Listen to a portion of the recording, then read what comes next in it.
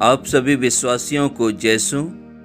आज का सुसमाचार सन लूकस के अध्याय 21 वाक्यांश 25 से 28 और 34 से 36 से लिया गया है। यीशु ने अपने शिष्यों से कहा, सूर्य, चंद्रमा और तारों में चिन्ह प्रकट होंगे। समुद्र के गर्जन और बाढ़ से व्याकुल होकर पृथ्वी के राष्ट्र व्यथित हो उठेंगे। लोग विश्व पर आने वाले संकट की आशंका से आतंकित होकर निष्पान हो जाएंगे, क्योंकि आकाश की शक्तियाँ विचलित हो जाएगी।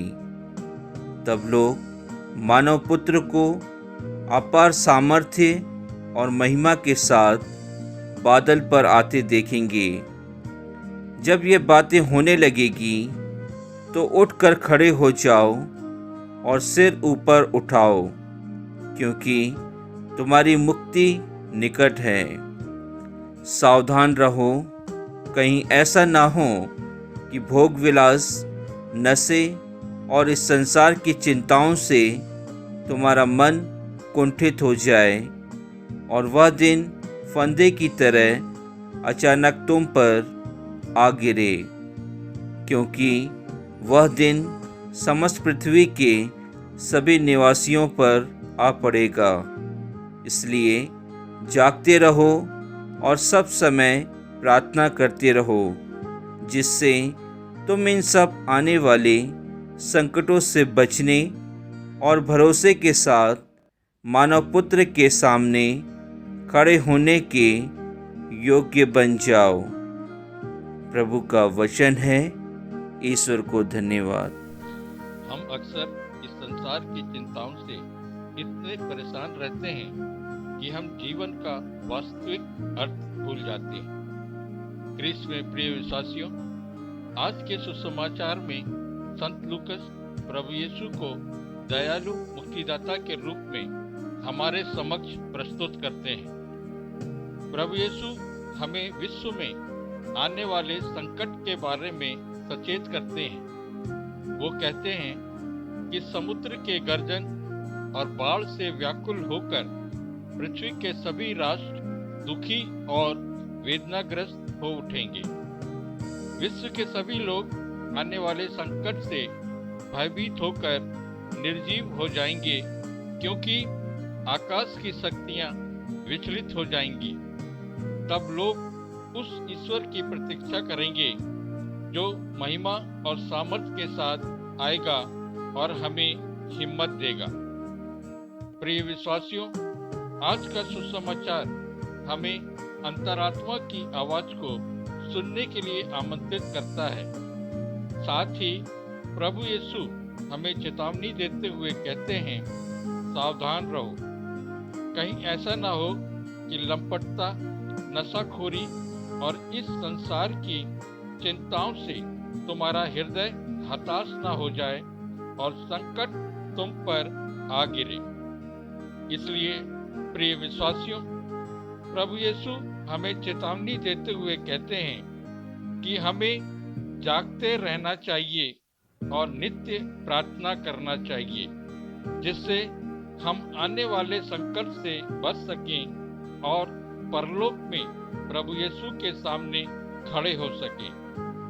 प्रिय विश्वासियों, आज माता कलीसिया आगमन काल में प्रवेश करती है और हमसे आग्रह करती है कि प्रभु यीशु के आगमन पर उनका स्वागत करने के लिए हमें तैयार रहना चाहिए, क्योंकि हम मनुष्य ठहरे कहीं न कहीं हमसे गलती हो जाती है और हम एक दूसरे के विरुद्ध और ईश्वर के विरुद्ध पाप कर बैठते हैं। हम अपने स्वार्थ के कारण, अपने आलसी के कारण हम पाप कर बैठते हैं। इसलिए हमें अपने किए हुए सभी पापों के लिए पश्चाताप करना चाहिए और ईश्वर के पास पुनः लौट आना चाहिए।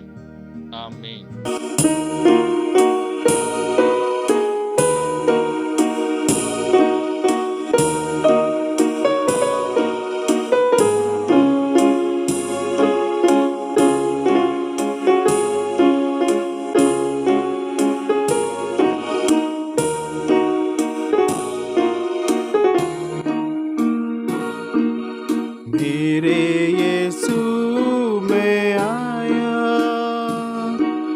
चरणों में भेंट लाया, संपूर्ण जीवन तुझको समर्पण, खुद को चढ़ाने में आया। मेरे यीशु में आया, चरणों में भेंट लाया, संपूर्ण जीवन तुझको समर्पण, खुद को चढ़ाने में आया। मेरे यीशु में आया।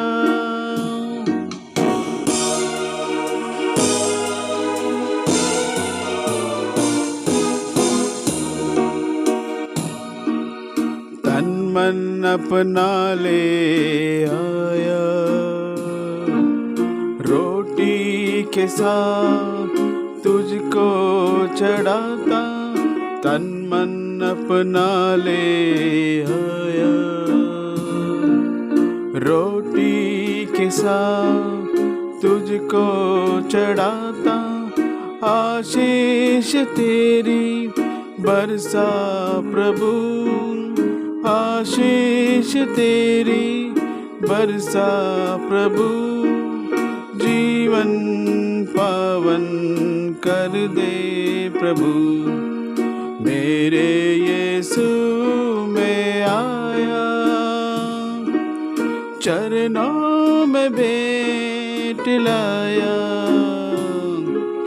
संपूर्ण जीवन तुझको समर्पण, खुद को चढ़ाने में आया। मेरे यीशु में आया।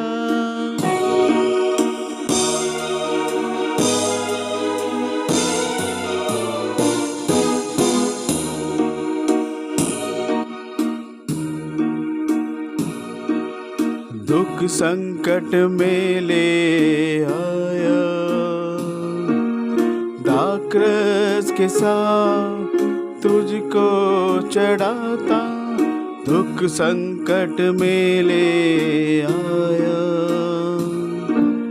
दाक्रस के साथ तुझको चढ़ाता, आशीष तेरी बरसा प्रभु, आशीष तेरी बरसा प्रभु, जीवन पावन कर दे प्रभु।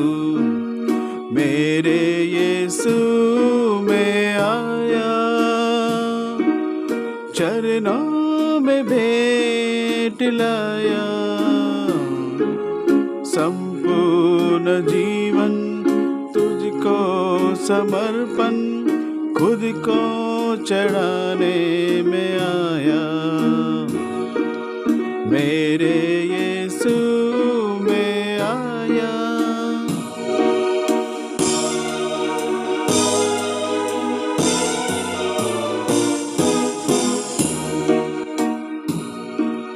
मेहनत का फल ले आया, सर्वस्व अपना तुझको चढ़ाता, मेहनत का फल ले आया, सर्वस्व अपना तुझको चढ़ाता, आशीष तेरी बरसा प्रभु, आशीष तेरी बरसा प्रभु, जीवन पावन कर दे प्रभु। मेरे यीशु में आया, चरणों में भेंट लाया, संपूर्ण जीवन तुझको समर्पण, खुद को चढ़ाने में आया। मेरे यीशु में आया, चरणों में भेंट लाया, संपूर्ण जीवन तुझको समर्पण खुद को चढ़ाने में आया। मेरे